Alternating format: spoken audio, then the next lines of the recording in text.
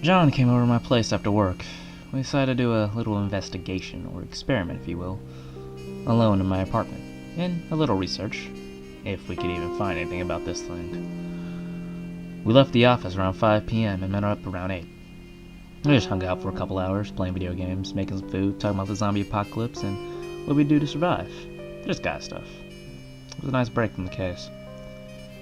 We started doing research around 11 and ended up on the deepest end of the internet. Places I'd never been to, but in the back of my mind I knew existed. You know those sites. Everybody has that wonder of how deep and twisted the internet is.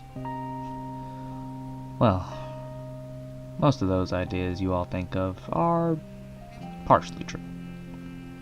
But I'm not going to be giving any website addresses, so don't even ask. We stumbled upon this one website. It was black with pictures of rotting skulls everywhere, and the main picture in the middle of the website was just a picture of a goat head, decapitated and rotting in front of a pentagram. That site had a couple interesting things about something that seemed to match Sitch for the most part. They had the Sitch skin, chains, naked. But on the website they talked about it having eyes and then losing them. It didn't say how he lost them, but a few commenters on the articles were all furiously talking a lot of capitalized letters and exclamation marks. There were some comments in Norwegian, some in German, and very, very few in English.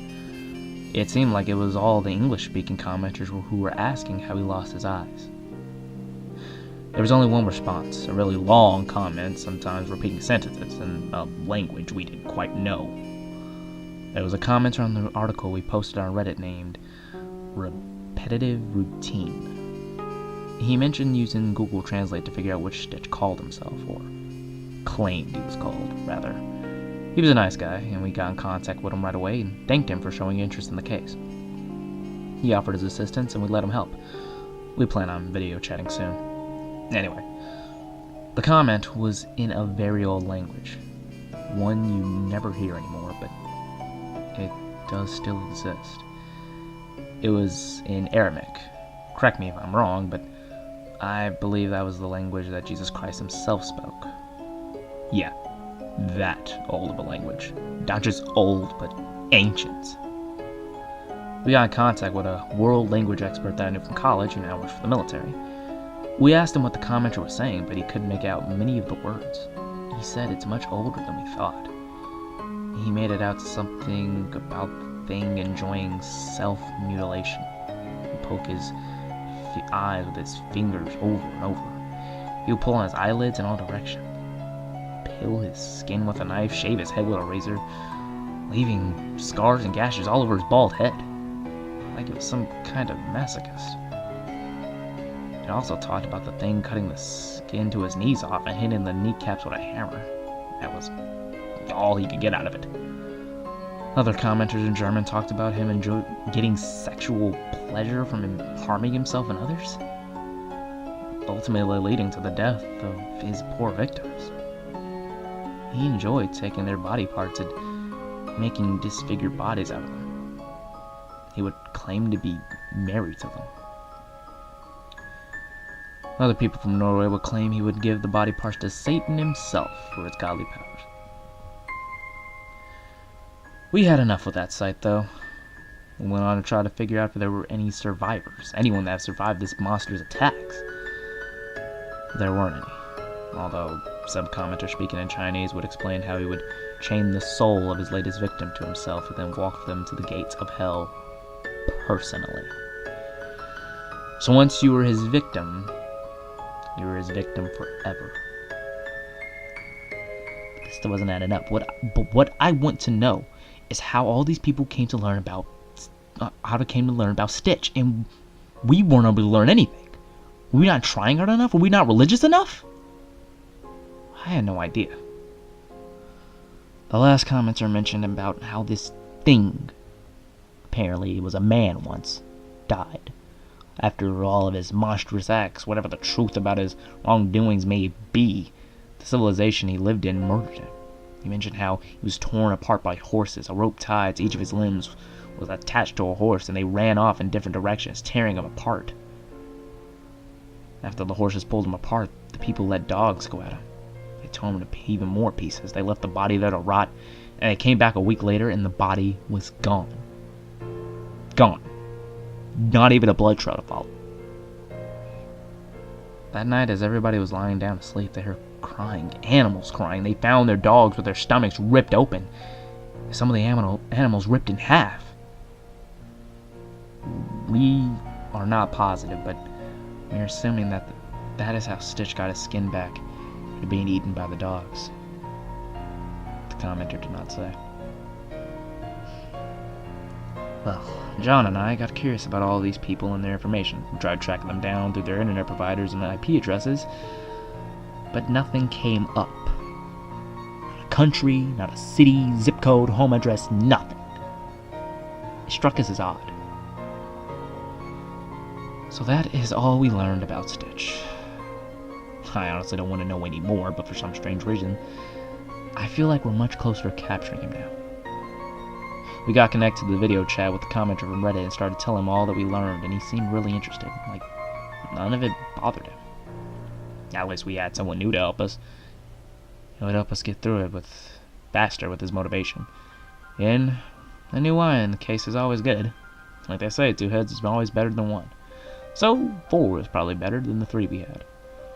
After a while discussing Sitch and all we had learned, we decided to see how to get him to show himself. We absolutely needed to figure out how Sitch chose his victims. If we could bait him into coming to us, we could catch him and put an end to all this terror. So I asked the commenter to scare himself. Told him to get scared, considering Sitch mentioned that he could smell the last victim's fear. It took him a long time, but he was finally scared. He said after a while he started hearing thumps and whispers. We knew Sitch was close. Turn off every light in your house except for the light closest to the window in the back of your house and the window to the front. Then I asked him to stand out in front of each of the window, looking out for at least 2 minutes, in case Sitch was around. He would see something. After the 4 or 5 minutes, he came back to the computer and asked for further instructions. He mentioned his front window was open before he got to it. Don't worry about it, I said. John told him to make sure that there was nothing on that could possibly make any sound. It needs to be completely silent. The commenter sat there waiting. We all sat there in the silent dark, just listening, staring at each other's homes. Then we heard thumping. He said it was coming from his hallway. We told him to get in either his closet or under the bed. Or something. Go anywhere. Just hide. Take a camera with you in case Sitch comes in. You can take video or pictures of him. I urged. Right before he went to hide, I told him to stop being afraid. Don't be scared. That will just make things worse. Stop being afraid. I promise, he's not real. We're going to figure this out. He went and hid his closet. It was silent. Deathly so. We couldn't see anything. We just sat there looking in his room. My heart was pounding on my chest. I felt sick.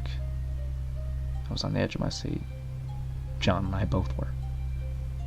It was like we were watching one of those internet jokes where you watch and wait for the paranormal activity to start, but a face just pops up and screams at you. We started to hear thumping.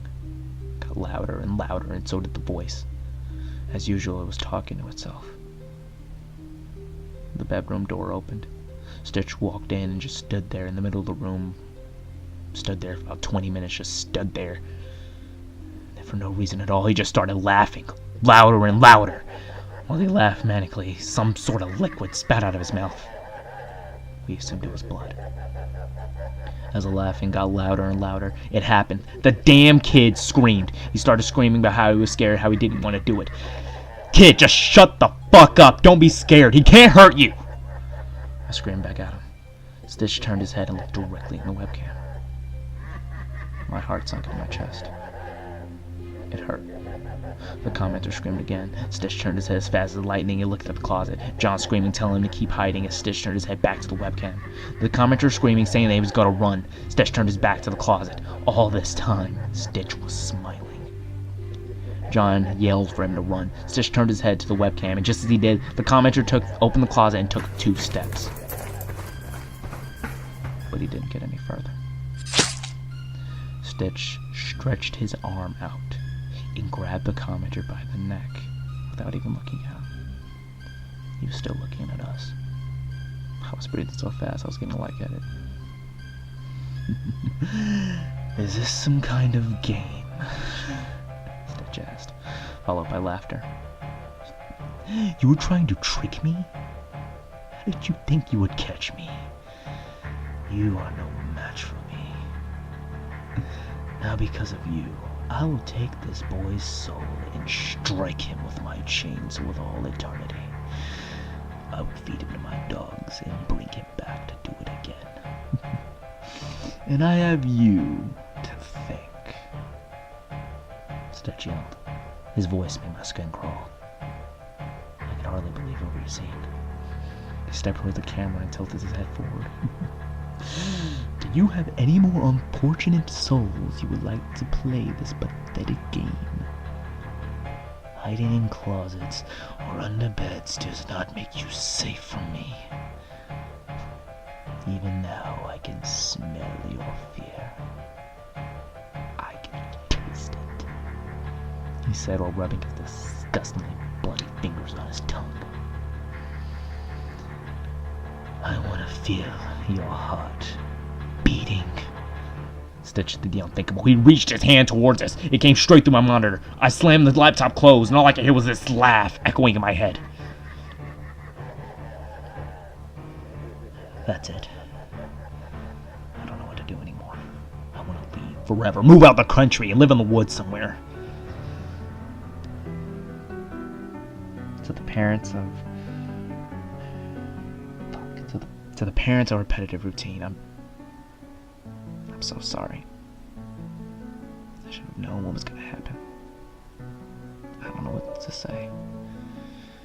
Now, as for all you other listeners, readers, please do not do what we had repetitive routine do. Sitch will enjoy it and it will just make him stronger. It's not a game. It's death.